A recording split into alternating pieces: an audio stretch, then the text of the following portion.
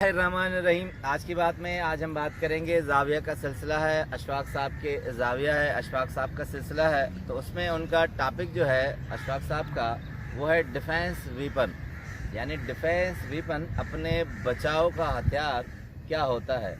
एक किस्सा है, बताते हैं, उसके बाद हम आएंगे उस पॉइंट पर कि अशफाक साहब क्या कहना चाह रहे हैं, क्या है हथियार जो कहते हैं डिफेंस के तौर पर इस्तेमाल करें। कहते हैं कि ख्वाजा फरीद अतार कहते हैं बहुत बड़े रहमतुल्लाह अलैह बुज़ुर्ग थे।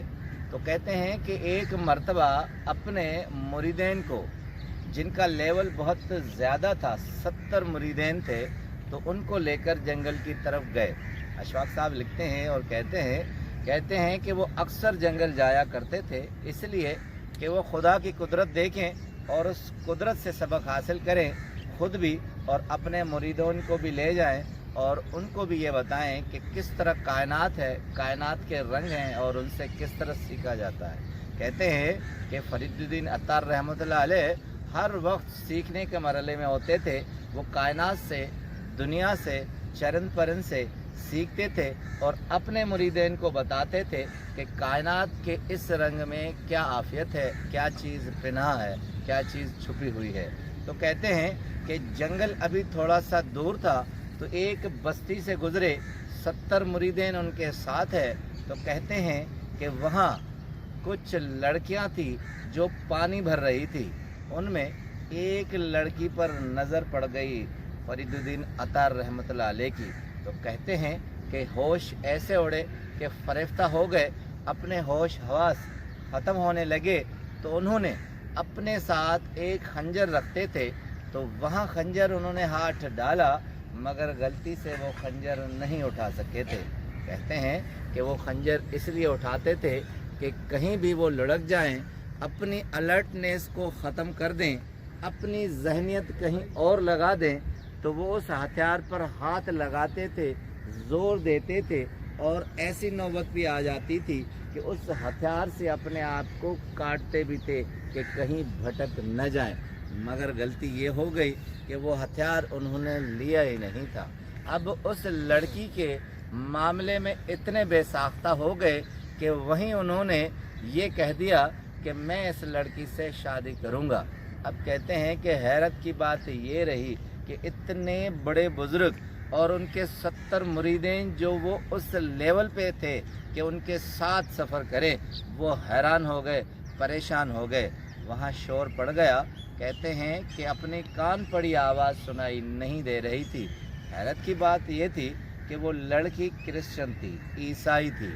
अब उनके वालिदैन को बुलाया गया, मामला बहुत आगे बढ़ गया, शोर शराबा। यहाँ उनके मुरीद रोने पीटने लगे कि ये हालत क्या हो गई। उन्होंने कहा नहीं, मुझे इस लड़की से शादी करनी है। उनके वालिदैन राज़ी हो गए, मगर शर्त डाली कि आप इन पर फरेफ्ता हुए हैं तो आप इनके मज़हब में आएंगे, आप ईसाई बन जाएंगे। तो फरीदुद्दीन अत्तार रहमतुल्लाह अलैह कहते हैं कि उसने ये शर्त मान ली, कहा कि मैं ठीक है, ईसाई बन जाऊंगा। फिर उनके वालिदैन ने कहा कि देखो, इस लड़की के जो जेवर में चीज़ें हैं वो बहुत से रेवड़ भी हैं, जानवर भी हैं, वो भी तुम्हें चराने पड़ेंगे। तो फरीदुद्दीन अत्तार रहमतुल्लाह अलैह ने कहा कि मुझे ये भी मंजूर है। और उस पर हैरत की बात ये रही कि उन्होंने कहा कि इस रेवड़ में बहुत से सूअर भी हैं जो वो भी तुम्हें चराने पड़ेंगे। तो फरीदुद्दीन अत्तार रहमतुल्लाह अलैह ने कहा कि मैं राज़ी हूँ, मुझे सिर्फ ये बताया जाए कि इनको किस तरह चराया जाएगा। अब कहते हैं कि मुरीद ज़मीन पर लेट गए, रोने पीटने लगे, बहुत समझाया, मगर न नज़र हटी न जहन हटा। अब कहते हैं कि मुरीदीन को वापस कर लिया गया। वो रोटते पीटते उसी हुजरे में आए जहाँ वो होते हैं, मगर उनके जहन से ये वाक़या नहीं हट रहा था कि वो मुर्शिद जो हमें सिखाने चला था, वो मुर्शिद जो ऐसी नहज पर था जहाँ आदमी उनको देख कर ही सबक हासिल करे, और वो किस तरह भटक गए। कहते हैं अशफाक साहब के 7-8 साल तक वो मुरीदीन परेशान रहे और सोचते रहे कि मामला क्या हो गया। कहते एक मर्तबा एक बुज़ुर्ग उनके हुजरे में आया तो उनके मुरीदीन ने ये वाक़या बताया कहते हैं कि 7-8 साल तक वो जिससे मिलते थे तो इसी परेशानी में उनके मुरीद होते थे कि मुर्शिद को किस तरह राह रास्त पर लाया जाए। तो 7-8 साल का अरसा जब गुजर गया तो एक बुज़ुर्ग आए, उनसे जब कहा गया मामला तो उन्होंने कहा आपके मुर्शिद की कोई चादर आपके पास है? तो मुरीदें ने कहा जी है। तो उन्होंने कहा कि आप इस तरह करें, यही चादर ले जाएं और उन्हें कहें कि इस चादर को ओढ़कर ज़रा पानी में आप नहा लें, फिर देखें कि मामला क्या बनता है। अब मामला ज़रा मुश्किल था। उन मुरीदों में जो सबसे अव्वल दर्जे का था वो निकल पड़ा और वहाँ चला गया। तो फरीदुद्दीन अतार उसी रेवड़ में सूअर को चरा रहे थे। तो एक मुरीद ने हिम्मत करके जो वहाँ गया था, कहा कि हुजूर आपसे बात करनी है। तो उसने कहा चूँकि मैंने आप लोगों से अपनी वाबस्तगी ख़त्म कर ली है, अब आपसे कोई भी हमारा वास्ता नहीं रहा। तो उस शागिर्द मुरीद ने कहा कि देखें, रूहानियत का रिश्ता अगर न रहा हो मगर इंसानियत का रिश्ता तो है। हम उस नाते से तो बात कर सकते हैं। बातों बातों में इस बात पर आमादा कर लिया कि आप इस तालाब पर नहा लें, ये अपनी चादर पहन लें। बहरहाल मामला तवील था। उसके बाद फरीदुद्दीन अतार रहमतुल्लाह अलैह मान गए और जैसे ही तालाब में उन्होंने डुबकी लगाई चादर पहनकर तो निकले हैं तो ज़ारो कतार रोने लगे हैं और उस कैफियत में आ गए जिस कैफियत में पहले थे। अब अशफाक साहब बहुत आला किस्म का दर्स निकालते हैं। कहते हैं कि अपने साथ अपना डिफेंस वीपन रखा करो। अपने बचाव के लिए जो आलात आपको आला चाहिए वो अगर न होगा तो इस तरह भटक जाएंगे जैसे ये बड़े बुज़ुर्ग रहमतुल्लाह अलैह भटक गए थे।